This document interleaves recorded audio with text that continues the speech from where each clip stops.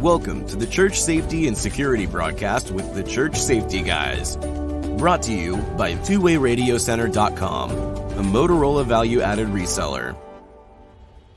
The Church Safety Guys is a nonprofit organization dedicated to equipping the vigilant, those men and women who stand watch, keeping our houses of worship and places of faith safe.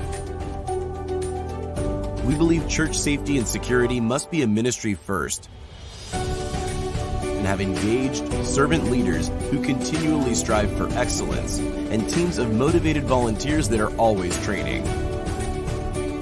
Join us for the next hour as the Church Safety Guys unpack safety, security, leadership, and ministry operations with your hosts, Dr. 𝗵𝗵𝗂𝗿 and Mike Scully. This broadcast is also available on YouTube, your favorite podcast platforms, 𝗏𝐻SafetyGuys.com, and on the original Church Security app. Download it today. Feel free to like, subscribe, and share with your ministry.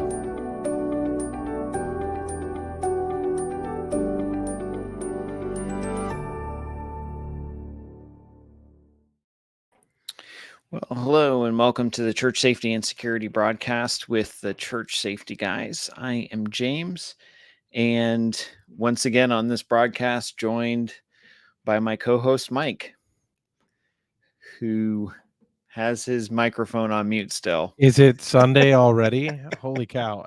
I feel like the week just disappeared and here we are again. You were right on both accounts. Yes, it did disappear, and yes, it is Sunday. Yeah, you know, it's funny.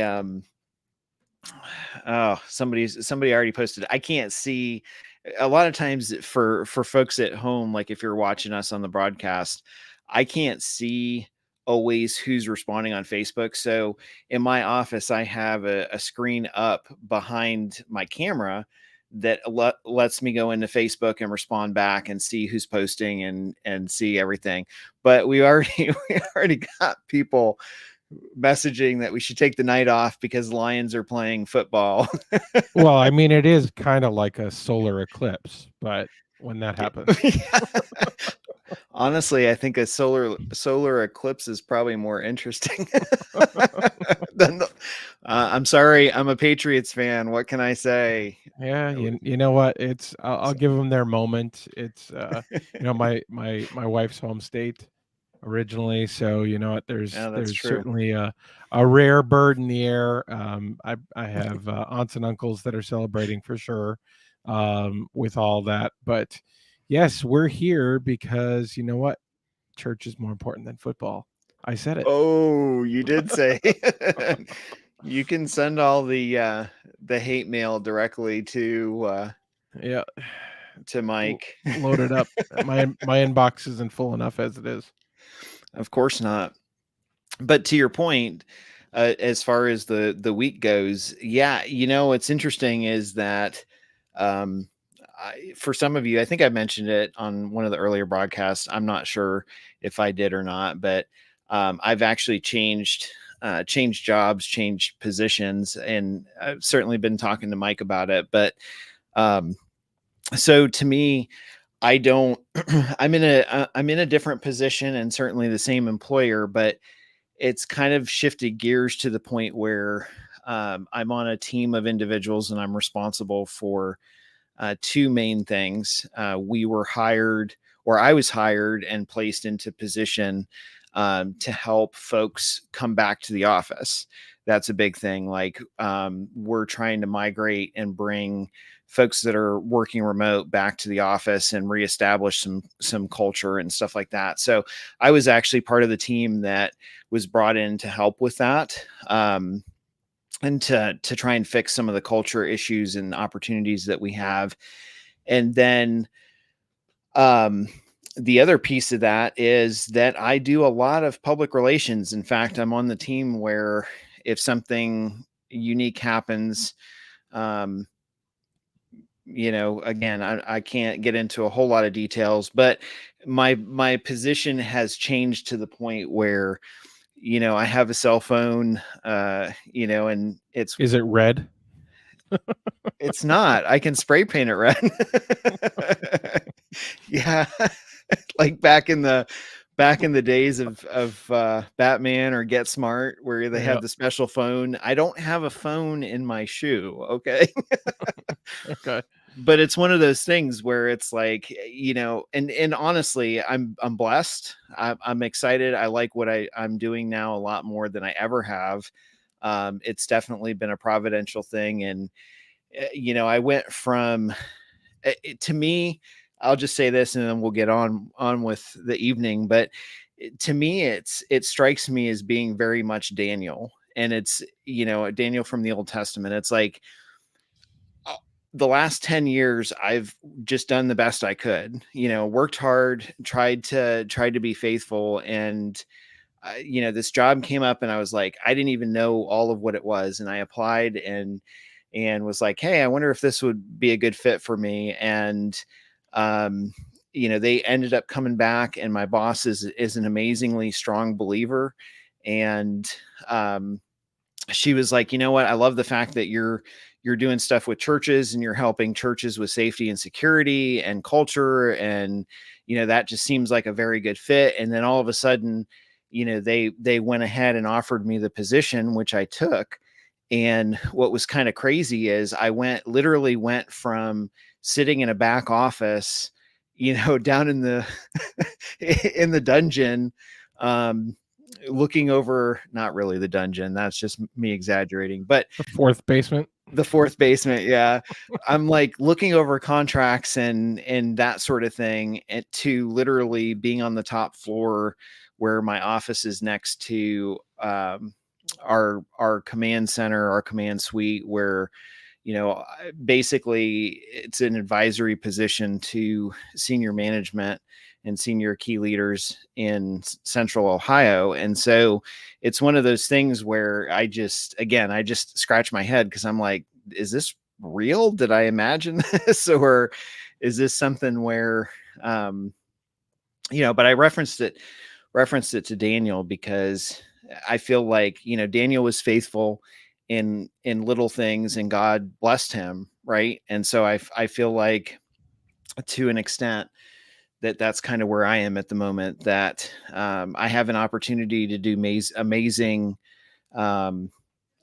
things for good and for positive. And my faith background was a big factor in why I was selected for that position.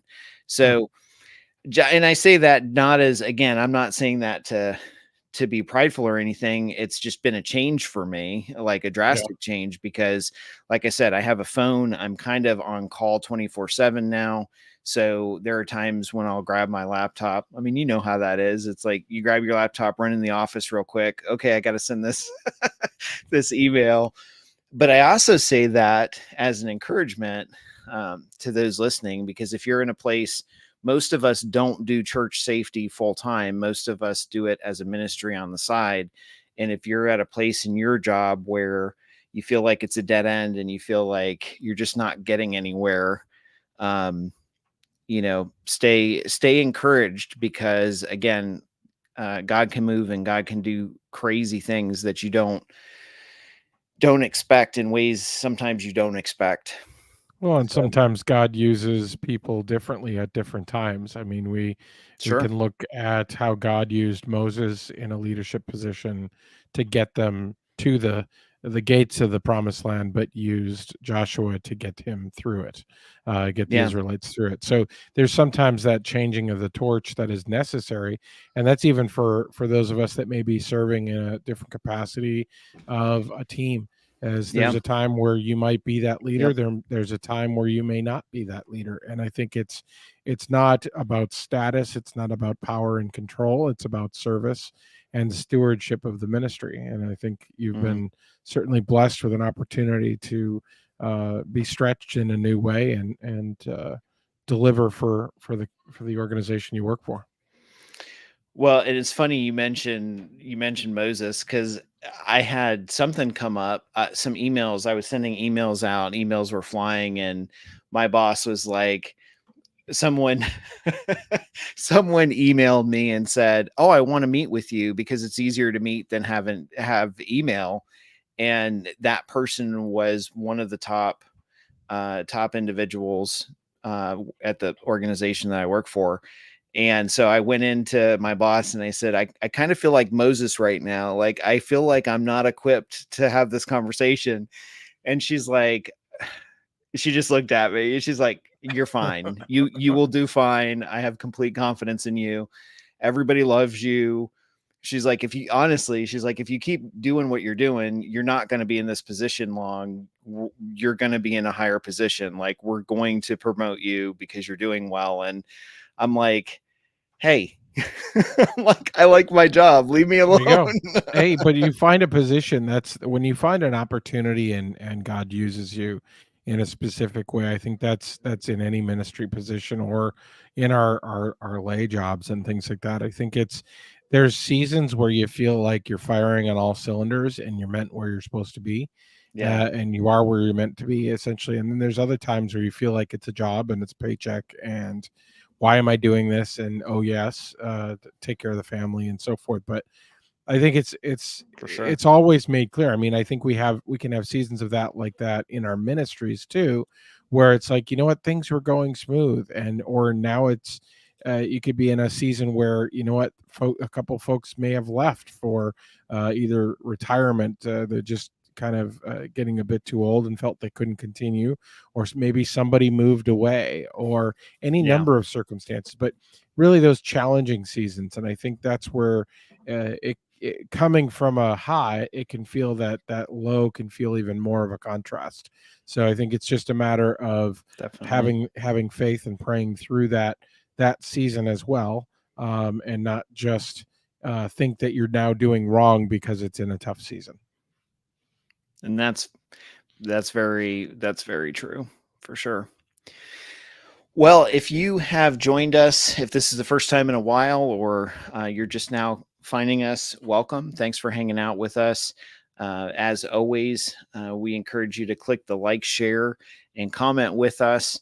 If you're watching this at a later time on YouTube, please feel free to click the like and subscribe button in the lower right-hand corner. Also, we're here, and this is our ministry. So you're welcome to reach out to us through our website, which is churchsafetyguys.com, or you can reach out to us through the Church Security app, and that's available on Google or iOS platforms. Free to download, free to register, thanks to our sponsors and folks that we do ministry with and that support us in this endeavor. So good stuff. Before we run out of time, I want to introduce our guest and bring our guest in. So usually we try to do at least one episode a season talking about trafficking and how churches can be involved in that sort of thing. And so came across a gentleman, and I'll introduce him as Victor. He's choosing to join us on the broadcast and share some of his story. But for safety's sake and whatnot, obviously that's not his name, and he's not going to go into a whole lot of crazy detail, but I will bring him in and we can chat with him on the topic. So we don't have all that budget and things like that to kind of do the sleight of trick camera and lighting and all the other stuff. So I'm sorry, that's not part of our budget. Budget? What budget? I know, right? So, Victor, are you there? Yeah. How's it going? Okay, awesome. Cool. Welcome to the show. Yeah, thanks for having me, guys.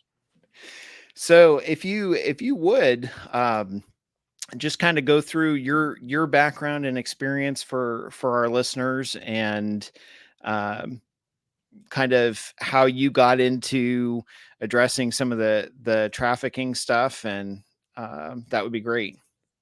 Yeah, sure. I guess starting off, I grew up in a church as well, always doing mission trips and stuff. I think that's where it started. I just always had kind of a calling of having a mission, going out and serving. When I was 16, I joined the fire department. I've been in the fire department probably for over a decade now. So I've just always been into some sort of service, sort of rescue skill. right after high school, joined the military. I'm still currently in the military. Was in law enforcement for a little bit, real brief. And then I remember meeting up with my pastor. My pastor and I had a pretty close relationship, and we just kind of catch up, get lunch every now and then. And I just kind of told him, you know, here's where I came from. Here's where I am now. You know, in the military, you're not a humanitarian, right? You're a soldier, and you have orders. You do what you're told.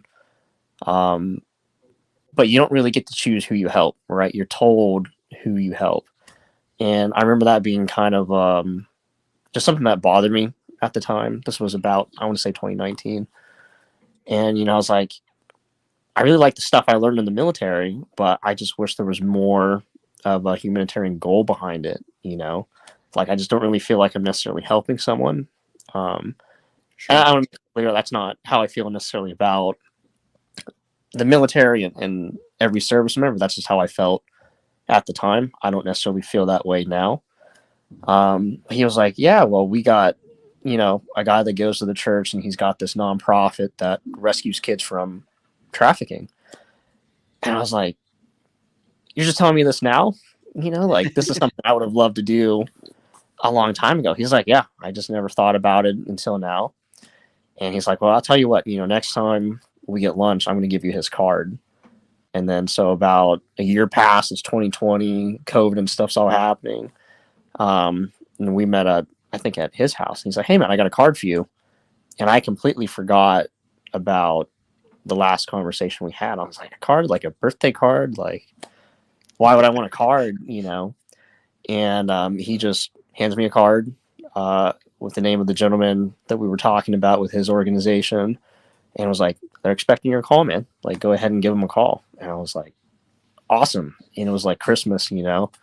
I remember, like, at the time I was living up on like the 3rd floor of an apartment building, sped home, sprinting all the way up the stairs, was out of breath, and was already, I think, like dialing the number by the time I made it up those flights of stairs. So I was out of breath and just excited to talk to this guy. We'll just call him Bob. Like, Bob was a pastor, was also a military vet, and ran this organization that countered human trafficking overseas.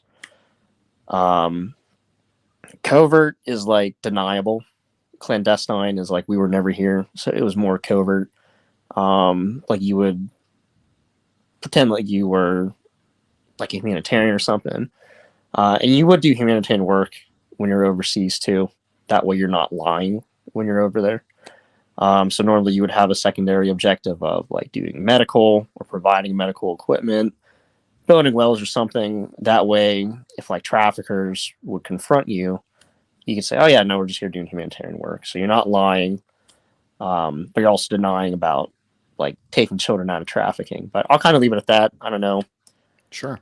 More in depth of questions you have. So. Yeah, that's awesome. It's funny. I actually joined the fire department when I was 16 as well, and jumped through some hoops, and they didn't want me. I hung out at the fire station enough that they were finally like, okay, we'll give this kid some training, and he's already, might as well. Yeah, exactly. That's awesome. So from a standpoint then of being pulled in and doing stuff like that, was that Pastor Bob, was he already doing like actively doing stuff outside of the country, or was it mostly out of the country or in the country, I guess is what I'm out of the US. Yeah. Okay. So I believe it started in Europe, like back in the 90s after the USSR, during like that temporary anarchy there. So there was just a lot of opportunity for that to happen. And I'll kind of talk about later on, you know, like, when is human trafficking most prevalent? Like, can you expect it? But it started out in Europe, and then like by 2021, I want to say like they were in Africa, in the Middle East the most, and I believe South America. I don't know what they're currently doing right now. I mostly do stuff stateside. Okay. But yeah. That's good stuff. So when you do, I'm assuming when you do stuff stateside, you're looking at different communities where you have a higher, I guess, percentage of that going on. And I'm assuming you have a group of people that do it with you as well. Yeah. So obviously you can imagine trafficking is just going to look pretty different based off of culture, what country you're in, and just the state of that community. So like, for instance, like in Vietnam, for example, there will be guys that come from like the cities and they go out to those rural farm areas and are like, hey, like, listen, your kids, how about what we'll do? We'll take them into the city, teach them a job skill or a trade. They make a bunch of money for you. And then after like a few months to a year, we'll drop them back off. Now your family has money while you still work on the farms and stuff. And then they never come back. The most probably common right now is the border. You'll see, like, we'll just say, like, just throwing rough numbers out there, like 10 kids with one male adult. And when he gets questioned by the border police or whatever, he's like, oh yeah, these are all my kids, like nieces, nephews, and some of my own. And then they separate them just to see if their stories add up. Like, is this really, your dad? Is this really your uncle? And then, 90% of the time they don't. So there's time of trafficking. The type that I see a lot in the States is like, the ones that I track anyways are like ones that don't even leave people's homes or their hometowns. So a lot of people think that like trafficking, you have to be moved from point A to point B, like cross state lines or some sort of border, that's not true at all. So there's definitely a lot of misconceptions about it.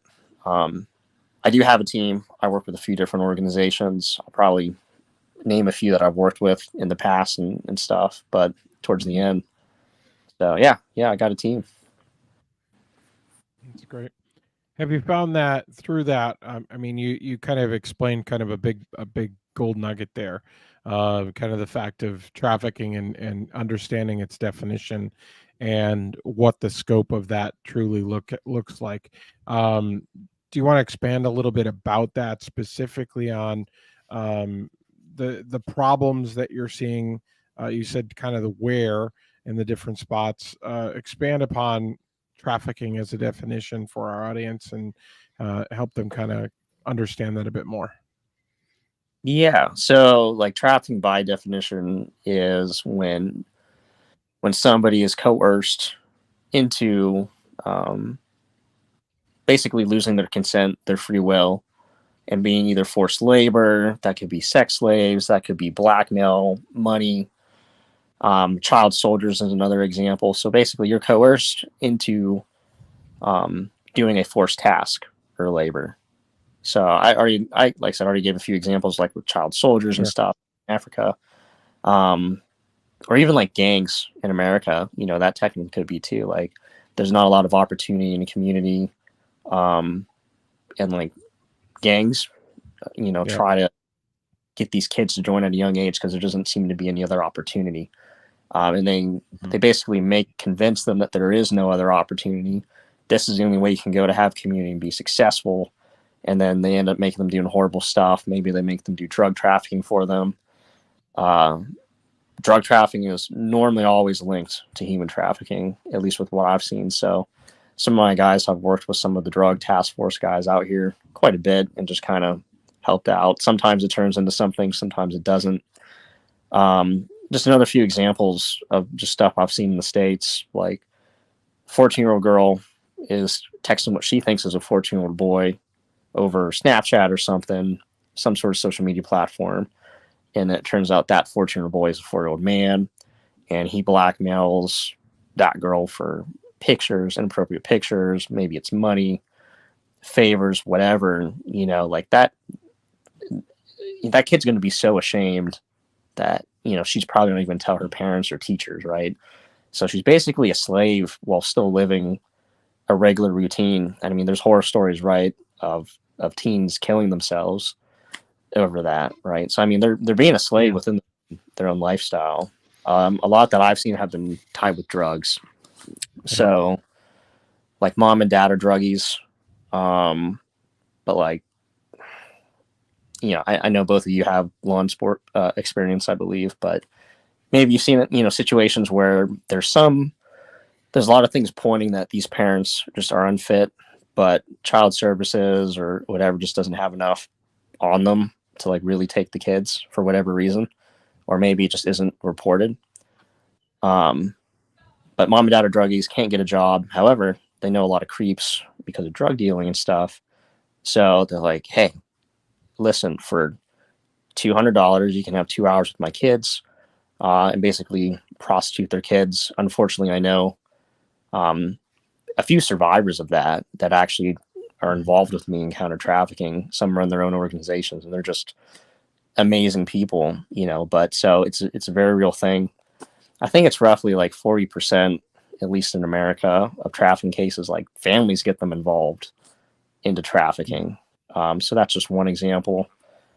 And then maybe like they realize, oh, this makes us a lot of money. Well, let's just make child porn, right? And then sell it, because, you know, you can sell drugs, right? Like one time, or like people can use them one time. People can use a human being multiple times in one day.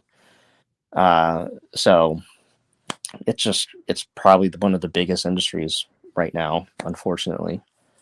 So it's interesting. It's interesting real quick that you mentioned the idea of gangs, because up until recently, probably, I don't know, 3 or 4 months ago, I wouldn't have thought that.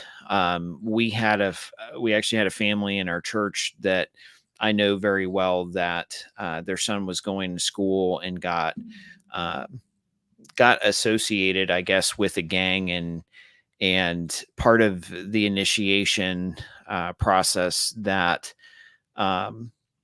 they put to him was basically running away and doing a bunch of other things. And so I actually worked with kind of the liaison between two churches and a search group and law enforcement, several different law enforcement agencies, trying to find him and trying to get him out of that situation. And thankfully, and I do think that that was a God thing, we were able to find him, locate him, get him out, get him some help and that sort of thing. But it was so in depth and so detailed, just from the aspect of, I had a chance to work with several detectives and law enforcement to try and find him and bring him back. And it was amazing to me how little access like they had with social media, with different things like that, and everything took so much time. It was very frustrating, just to try and narrow down. Like, one of the officers contacted several social media platforms to try and get information, to ping his IP address, to figure out where he was, to all this stuff. And it really, to me, it really kind of put it in a whole new light. And just from the aspect of, we talk about church safety teams a lot and different ministries and how that impacts the church. I didn't think that I would end up being in a search party working with law enforcement to try and find this young man. But it was one of those things where the dad called me and he's like, "Hey, I know that you work with law enforcement sometimes. I know stuff. Can you come over and can you help us?" And, and so it was kind of an interesting dynamic, but at the same time, it was also very eye-opening to me to say, this is stuff that's really practical. And if you think that maybe from a church perspective, if you think you're never going to have that, if you're for those of you that are listening, you think you're never going to have that opportunity to say, hey,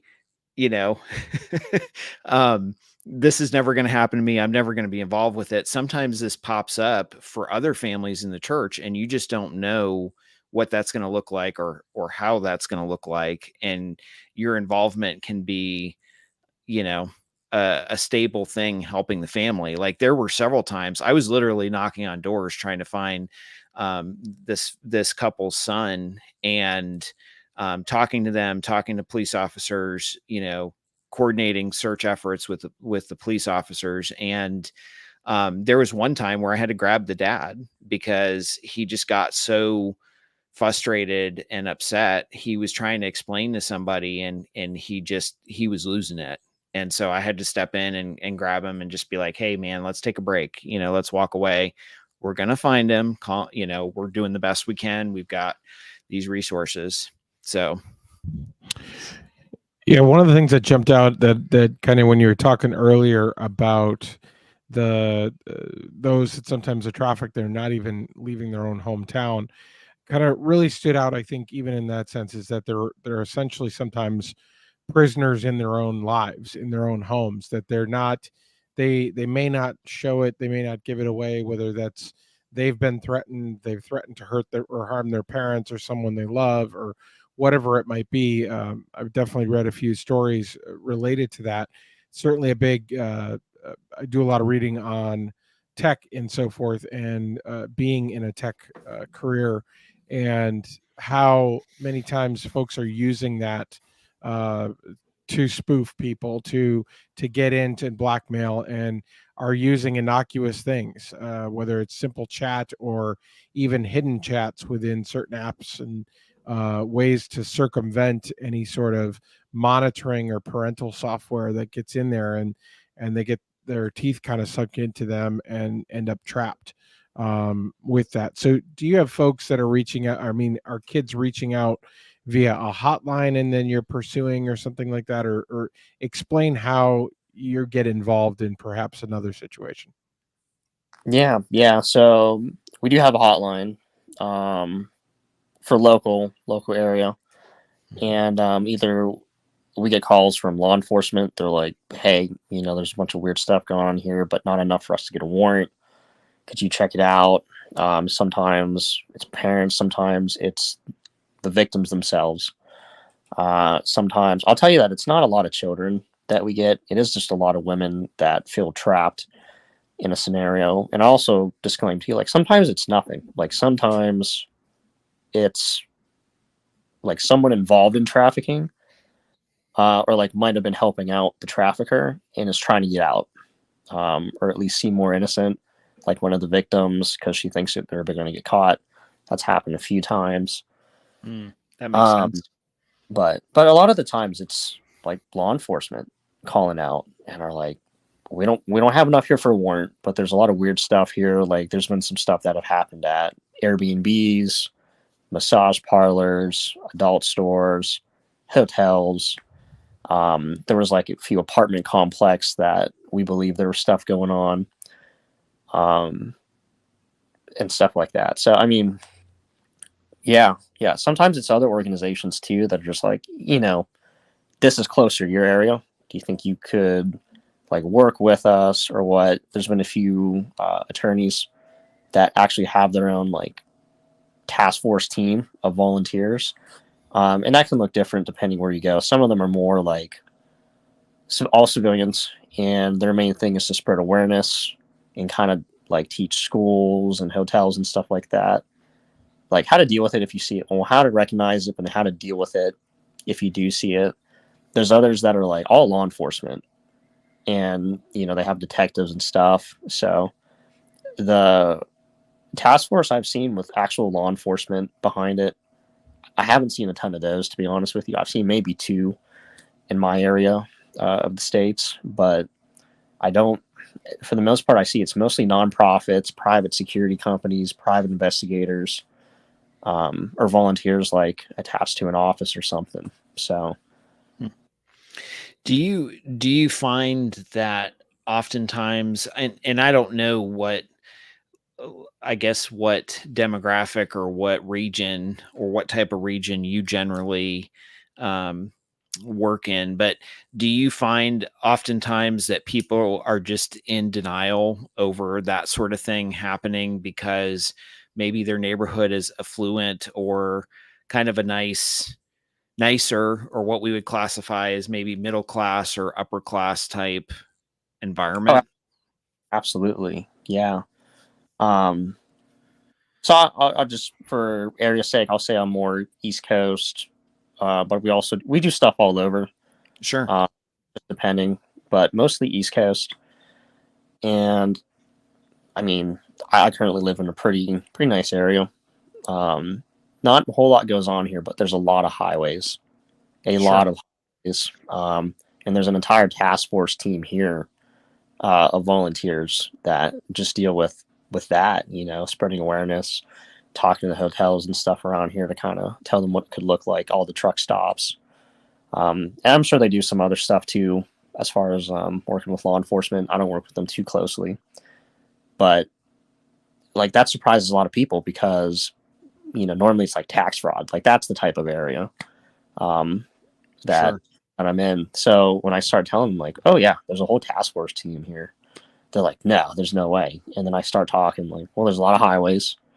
There's a lot of hotels. There was one that was kind of quietly shut down because of prostitution. So yeah, unfortunately.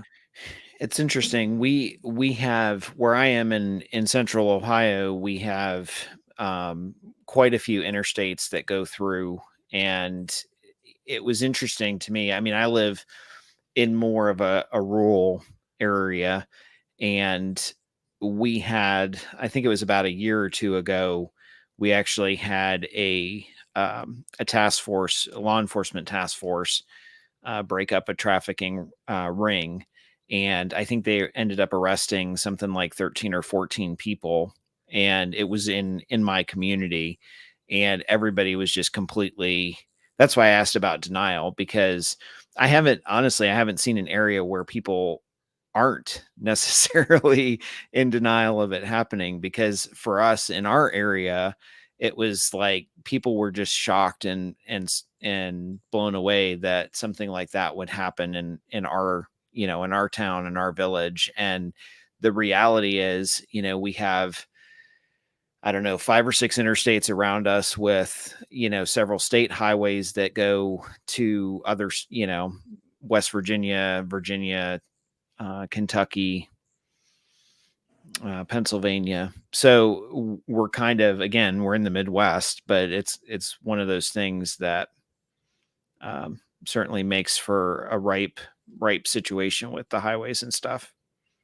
We see that heavily. I'm in Central Texas, and we have the 35 corridor, which comes up from the border, and we see a lot of effect from that, not just as of late with all the activity, but there's also in our own city. I mean, we're a relatively medium-sized city, about 140,000 people where I live, and within that, there's pretty active, regular efforts by volunteer groups, not necessarily looking just from a trafficking or other perspective, but just a crime prevention overall, kind of looking at everything from thefts to noise complaints to break-ins to any sort of behavior that is outside the norm, and calling attention to it. So there's definitely a regular effort to kind of keep each of the hotels in this area on the main interstate kind of an under semi-regular observation. I mean, it's not consistent, it's not a stakeout per se, but it's a continual, at least trying to have a presence to keep a safer environment. So we do see that pretty active in our city. Yeah, that's great.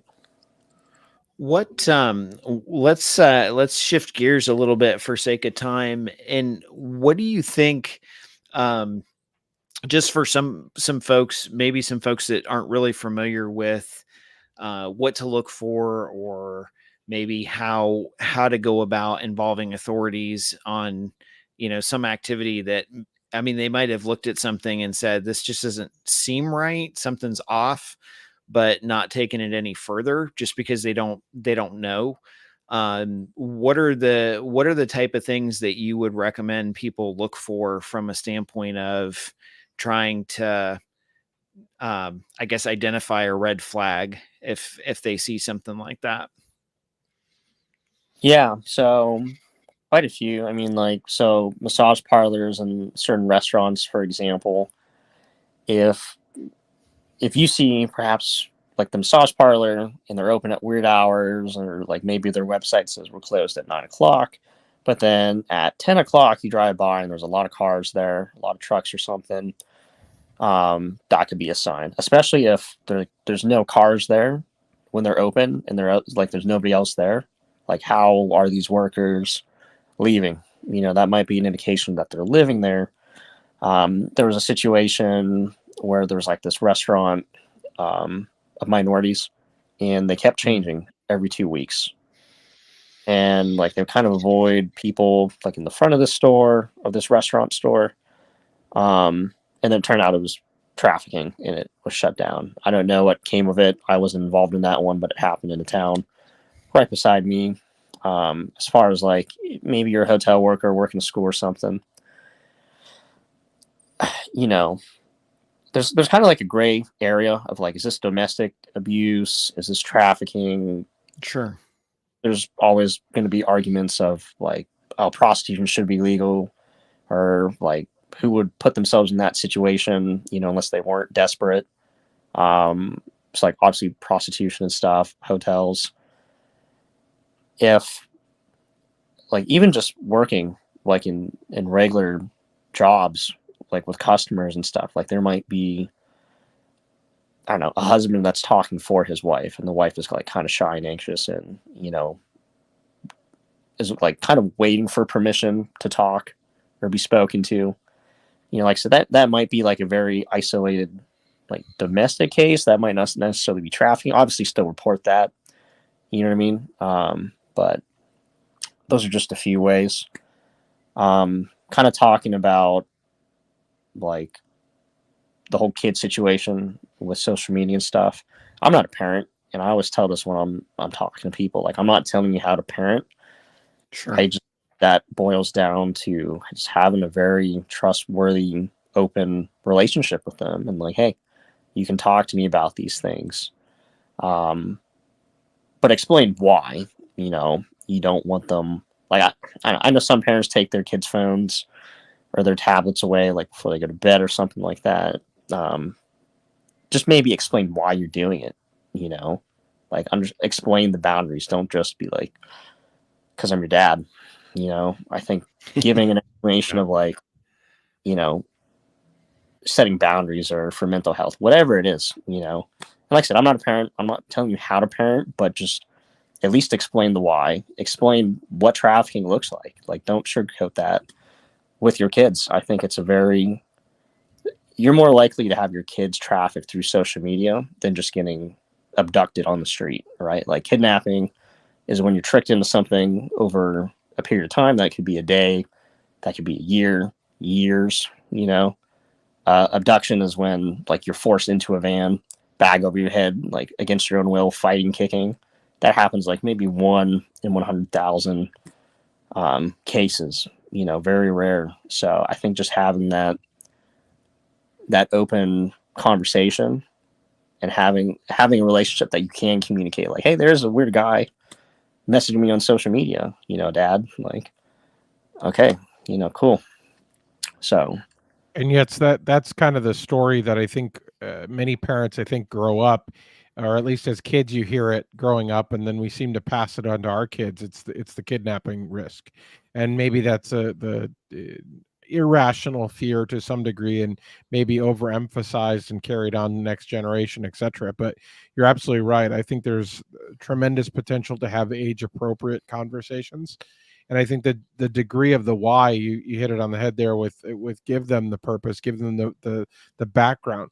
But really, I think there's an opportunity to continue to have that conversation at different ages with different degrees of what's age appropriate, different clarity, and even poignant stories that may hit home. And really ultimately it's about protecting them, and that there's things that we can see as adults at times that they may not see, and just give them an opportunity to have that conversation right up front. And you're absolutely right. Create an environment where they feel that they can safely speak to their parents. And it sounds weird, but you sometimes it can feel like, oh, I'm never going to tell my dad, or I'm never going to tell my mom. You really want to create that open environment. And to that, honestly, to that point, one of the things that we did was we set up on social media, we set up accounts with our kids, and obviously we adhered to the age appropriateness of, Facebook, Instagram, other social media platforms give a specific age where you can't sign up, where and I know people that have signed up their kids early and violating that. But one of the things that we did was we set up an email account, and either I'm on the account with my child or my wife is. And so we see all the emails that come in, we have access. And when they got to an appropriate age, then yes, we took our name off and just gave them the account, and that was fine, for them to use. But we've had several situations where some of the rules that, we've had in the house, when you're on a social media based gaming thing, this is you can play with your siblings or your cousin or family members, but that's it. If you don't know the person, you don't play with them, and we've had that. And I'm not gonna lie and say that's easy either, because we've had various situations with kids where that boundary was tested and pushed, that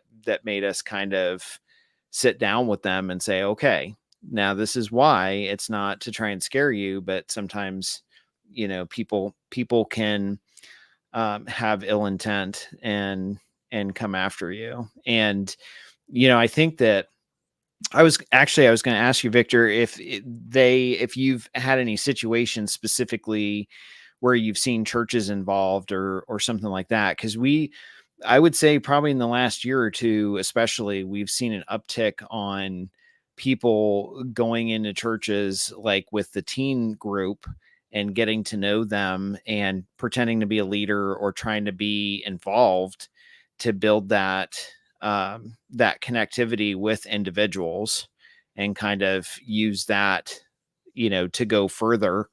And they were stopped. And I'm just curious if that's a trend that you're seeing, or if that's something that you've dealt with at all. Yeah, so I know it happens. Absolutely. Unfortunately, people do use religion and spirituality as well, to kind of use that vulnerability to get closer. I have actually seen, personally, how to deal with a situation at my home church. It wasn't like a team lead or a pastor or anything like that, but it was like an active member of the church. And this gentleman was friends with my father, was on the board and stuff for the church. I grew up with his two daughters, who are all in their 30s and stuff now. But what was going on was that during COVID, he kind of, I guess, went off the deep end. I don't know. I still don't know the full extent of what was going on. It seems like there were some marriage issues there, some fighting, decline in mental health, but then he kind of disappeared for a little bit, was in apparently New Mexico for a while, and I guess was trying to start a prostitution ring. I guess he believed that there was just good money in it, and hey, you're choosing this life if you come and do it, so I'm not bad for starting this. And I guess he tried to get his daughters involved in it. Now they're fine. Don't worry. They're, like I said, they're adults, they're out and stuff, but they're in a safe area, and police were involved. But he came to the church and was causing an issues and stuff. And I actually helped teach security teams too. So our security team was handling it and just kind of keeping distance between the pastor and him and all. And eventually he just left. I believe he's homeless now. There's a little more to it than that, but it's unfortunately a really good example, because I mean, when I'm teaching, whether it's law enforcement guys, security teams, or just citizens learning self-defense, they're always trying to tell me like, oh yeah, like we bought all these new cameras in the church, like we can see a bad guy approaching all the way from the back of the parking lot. We have 360 angles and stuff, or like maybe police are practicing drawing from their holster within 2 seconds to eliminate, you know, the threat. And I'm always like, yeah, that's cool. What's a bad guy look like? You know, we want to have this idea of this very stereotypical bad guy, right? That we can point to and be like, that guy is a trafficker. That guy is a criminal. We don't want it to be somebody that we grew up like in perhaps a church with, or someone we might have called a close family friend, you know, or else, I mean, if you think about it, like if it was obvious who the traffickers were, it wouldn't affect as many people as it does now, which I think worldwide is, I think last time, like in the millions, you know, like it wouldn't affect that many people if it was obvious, you know, so. It's hard because, you know, as a church, and we're just about out of time, so I'll kind of wrap up and then see if maybe Mike has anything he wants to add finally. But it's hard because, you know, the whole purpose of the church is to be involved in the community and to support the community and make a difference. And so it's always a balance, and we run into this with churches all the time. It's always a balance between knowing what's good and what's possible versus, you know, saying, okay, wait a second, we're involved with this, so what are we bringing in, as well as what are we going out to help with? And I think oftentimes, in fact, there was a discussion in one of our social media groups earlier today about an individual that was offering to help a 24-year-old individual male that was recently divorced and was offering to help some middle schoolers ministries within the church. And the individual, the safety team director, was actually kind of apprehensive of that. And so, you know, thinking about it, really the best thing to do is to be aware and to harness that awareness. And sometimes the only way to really be aware is to be involved. So if you are trying to set up a safety team in your church and you're thinking, okay, you know what, how can I possibly be involved? Well, one of the things that I used to do is every Wednesday night when we had a service, I would walk, like all of our posts were situated. I would walk to each ministry and I would look to see who is there. I would watch how they interacted. I would go and talk to leaders. I would go, you know, to the teens. I'd go to the kids. I'd go to the adults. But I would kind of, in a sense, and we've said this before, it's really a lot of public relations. So it's like, okay, I'm interacting with all these other leaders and I'm getting to know people. I'm seeing how they're acting. I'm seeing what's going on and really trying to build that big picture away from a bias, saying, okay, you know what? I don't know what every bad person is always going to look like, but I know what's right and wrong in this environment because I'm familiar with it and I'm aware of it. So taking that opportunity, and I've had situations before where I've gone to our church leaders and said, you know what, so-and-so is serving in the children's ministry.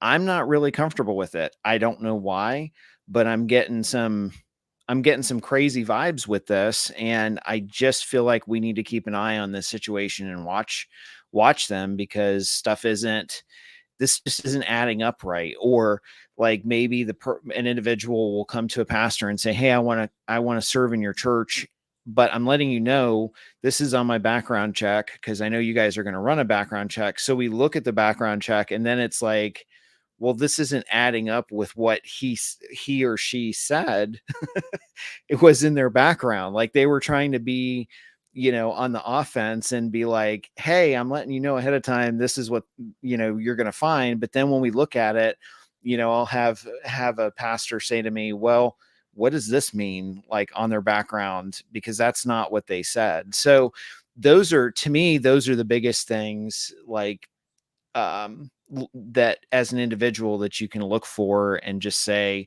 okay, you know what, if I'm involved, if I'm doing everything and interacting and connecting with every ministry and people like we should be, then it may be a situation that's not avoidable, but at least it'll give you the opportunity to build an understanding and build success at saying, you know what, this just isn't right, and having a more solid awareness with what's going on. But Mike, do you have anything? No, I think there's been some great things, I think, said tonight. I think some clarification there, and the differences and people's potential understanding or misunderstanding of trafficking itself. Some great points about certainly how it ties, what to look for, how you might see it manifest itself within a church setting. But it's really good to have you on the show. Appreciate you taking the time to help educate our audience. Yeah, thank you guys for having me on. I really appreciate it. All right, I am gonna go ahead and we'll wrap stuff up. All right, so real quick, again, thanks for hanging out with us on this broadcast. And as always, you can reach out to us through our website, which is 𝗓𝗏𝑆afetyguys.com. And if we can help you out or help your church out in any way, please feel free to reach out, and we will do the best we can to facilitate that. Stuff coming up in the near future, just to let you know. You can visit our website again at 𝗓𝗏𝗏guys.com. There is an event or a conference link, and so you can see stuff that we have coming up. Probably the biggest thing at the moment is our church security essentials in the great state of Texas this year. Woo-hoo! For 2024. I feel like if I show up, I need to pick up a cowboy hat and or bring the one I have so that I can fit in better. But it was funny. I moved here and I literally had somebody say, "Have you got your Texas starter kit yet?" Cowboy boots, cowboy hat, and an AR-15, especially coming from Massachusetts. Which is funny, because there's like 3 or 4 gun manufacturers started in Massachusetts. So it's like, oh my goodness, that's funny. But yeah, so visit our website, or you can visit 𝗓𝗏safetyconference.com. I know we've had a few churches reach out to us and talk about bringing their teams. So I'm not going to say what's that. I know my church is. Oh, we talked about it at our quarterly training, and everybody's working on signing up. So yeah, and I won't say that we're sold out, because we're not. But I will say that there are certain things during the weekend. It's actually Friday, Saturday, and then there's some training on Sunday that you can attend as well. But I will say, if you're planning on going, please take advantage of the current early bird rate, and definitely sign up, because there are sections and segments that are limited in seating, and we are starting to see those sections or segments fill up pretty quickly. So check it out. And then if you have any concerns or any questions about that, feel free to reach out, and we'd love to see you, love to have the opportunity to spend the weekend with you and folks from your church. And we'll have a ton of great resources and great content there. So but other than that, until next time, we will say have a great night, have a great week, take care, and God bless.